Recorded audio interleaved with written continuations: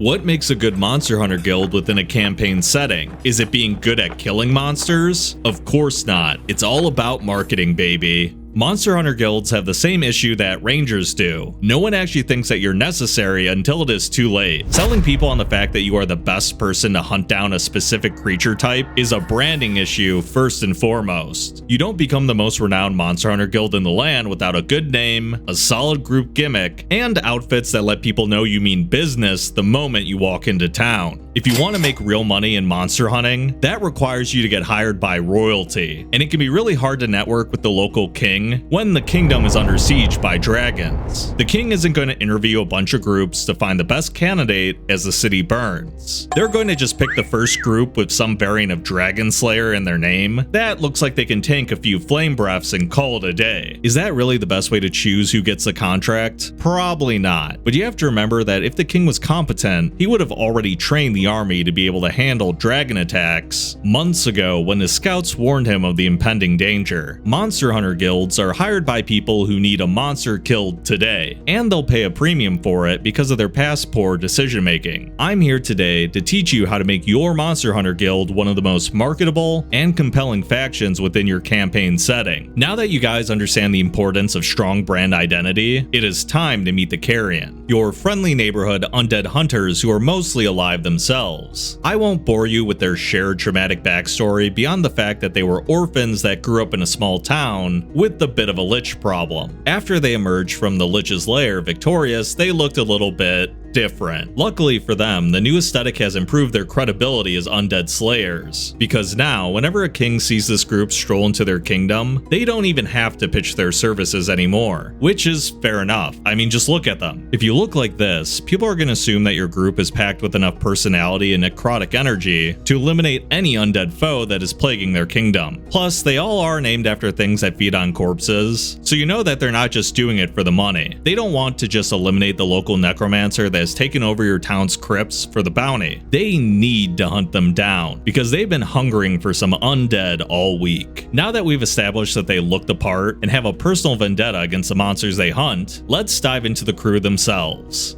The most important member of any guild for hire is the calm and calculating leader, and everyone knows that the best faction leaders have a dark secret that they're hiding from the rest of the members. That person is Raven. The reason this nearly dead undead hunting squad became the way that they are is because Raven was the last person standing against a particularly difficult lich encounter. In the end, the lich was defeated, but not before Raven lost her arm and eventually her life to the lich. Through a little bit of magic and a lot of spite, Raven was able to bring her spirit back to the material plane and possess her old body in order to finish the fight. You might be asking yourself, wait a minute, did the undead hunter just use necromancy to come back from the dead? Yes. She then proceeded to revive each member by mixing up some alchemical potions using components that she found within the lich's lair. Another questionable leadership decision for a group dedicated to stopping the uptick in undead across the land. It was effective though, as it ended up saving everyone's lives, but it came at the cost of their humanity. This group had dedicated themselves to ridding the world of undead, but now had that same necrotic energy coursing through their bodies. The group is now one step away from being the very creature that they swore to destroy. A guild code was made as a result of this, where they vowed to not use their power to create new undead and accepted that they were now somewhere between living and dead themselves. Now, every time that they kill an undead, they harvest ingredients off the corpses as the necrotic energy found within them can be used to empower themselves by making potions similar to the ones Raven made to revive the party. Like any good leader, Raven considered the brand risks that would come from having a fully undead individual leading a group of undead hunters, so she decided to pretend to be only death adjacent like the others. The guild became known as the Carrion as people began to recognize this group's ability to eliminate and then consume the undead. Shortly after, Raven began to experiment with her potions and landed on unique recipes for each member that enhanced their own strengths. For herself, she would harvest the spirits of the undead to help her maintain possession of her old body, and has gained the ability to control an incorporeal arm, replacing the one that she has lost to the lich. Due to how much energy it takes to keep herself intact, she has to regularly feed on the undead in order to not fade away. This dark secret has been kept away from the rest of the guild for 10 years, but your party will likely uncover it within 10 hours of interacting with them. A Monster Hunter guild with a strict ethical code needs at least one wildcard that is willing to bend the rules a bit. That person is Hyena.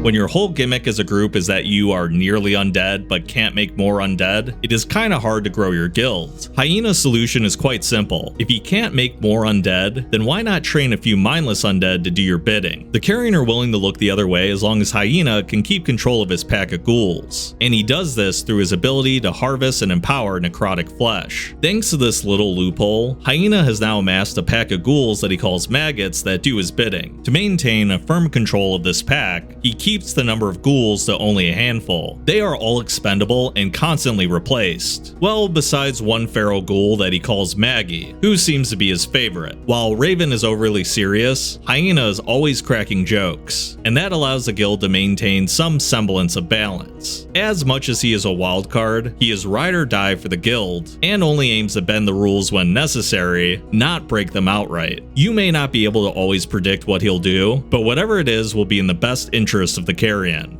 Every Monster Hunter guild needs someone who is a little too into the monsters that they're fighting. That person is Inks. I'm not saying that they need to be sympathetic to the mindless undead that the guild hunts down, but they should at least know a lot of trivia about these creatures that the rest of the members could care less about. Normally, the rest of the guild only really cares about what each undead type is weak to and what they can harvest off their corpses. But Inks is the type of person to get excited when they find a new type of plague zombie, because that means they can study a new variant. Does it really matter how different pathogens affect the decay rate of the zombie's intestines? Not to most people. But when you draw your powers from the viscera of various undead, this is the kind of thing that you begin to take an interest in. Even though the entirety of the Carrion derives their power from undead, Inks seems to be considered the weirdo of the group, simply because they're the most into the group's gimmick. She is also the only person who seems to actually follow the guild handbook to the letter, probably because she's the one that wrote it. When you go against a lot of large creatures as a Monster Hunter guild, it's always nice to have a big guy that can tank a few hits from them and hit back just as hard. That person is Beetle.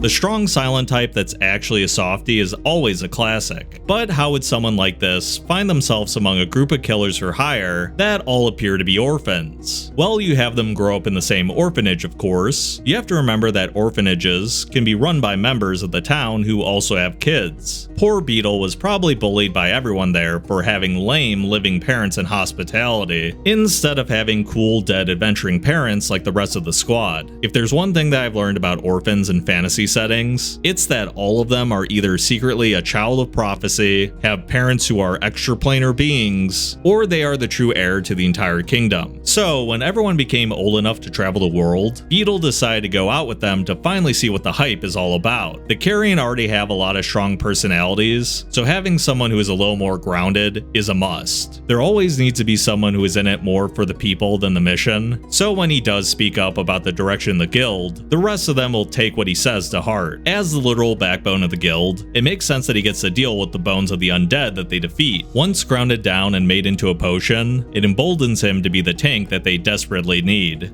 To round out this guild, there needs to be someone within the faction who has only ever been in it for themselves, and is waiting for the perfect moment to either take over the guild or sell out the entire operation for more power. That person is Jackal.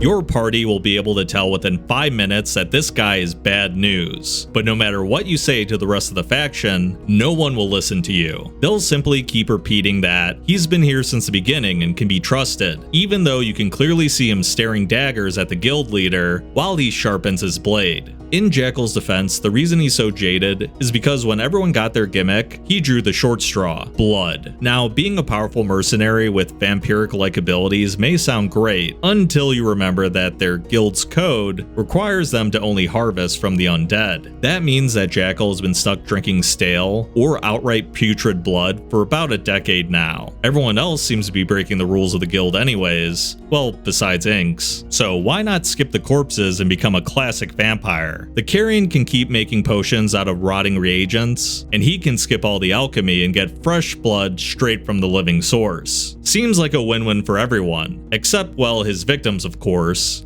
Now that you've met everyone in the Carrion, you probably recognize a lot of tropes that you'll find in your standard Monster Hunter guild. If you want to find more, you can always go to websites like TV Tropes for ideas. The great thing about making a custom faction for your campaign is that you can keep on adding more and more members over the course of the game. I've used the Carrion in my last few campaigns as one of the starter factions that the party interacts with, and it's always been a blast. The Carrion might be undead hunters, but in your campaign you can really have a Monster Hunter guild for whatever creature seems to be plaguing your kingdom. Be it goblins or dragons, there really is no limit to how many wacky people are trying to hunt them. Just remember that everyone probably has a different reason to why they start going out and killing monsters as a day job. And obviously always include some basic code of conduct and some intimidating uniforms, and you'll have a group that your party will not forget anytime soon. I hope you enjoyed my breakdown of how I made my Monster Hunter guild, and I'm looking forward to reading the comments on how you've all done it in the past. If you liked the video, make sure to check out my other releases on the channel and subscribe. And if you want to support the channel further and be a little less like the walking corpses you've seen on screen, please consider today's sponsor, Supps. They have the best tasting 0-calorie caffeine drinks on the market, so you can still enjoy an energy drink and stay hydrated without the sugar or carbonation. My favorite flavors are lemonade, sweet 6-pack, and goof juice. Get 10% off when you use the code LukeGoblin at gamersupps.gg.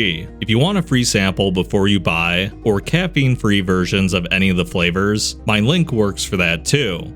Farewell for now.